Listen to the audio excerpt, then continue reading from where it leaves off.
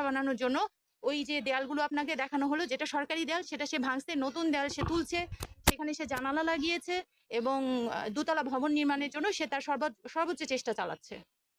আর এখন আপনারা তার সাথে কথা বলার পরে সে কি এখন এখন সর্বশেষ আমার যিনি হচ্ছে ছোট ননাস, তার হাজবেন্ড যখন কথা বলতে গিয়েছিল সেই মুহূর্তেও সে একইভাবে আক্রমণ করার চেষ্টা করেছে।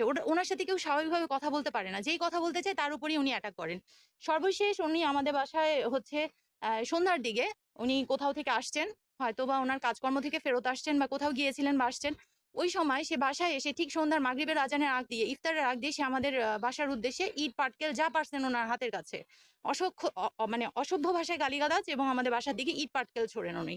উনি কি একা ছিল না এবং সেটার ফুটেজ আমার কাছে আছে। উনি কি একা ছিল না হ্যাঁ, যখন উনি ইট পাটকেল ছুড়ছেন আমি তো ভিডিওটা নিয়েছি সম্পূর্ণ, উনি একাই ছিলেন এবং ওনার ওয়াইফ এই সমস্ত কাজে ওনাকে সহযোগিতা করেন।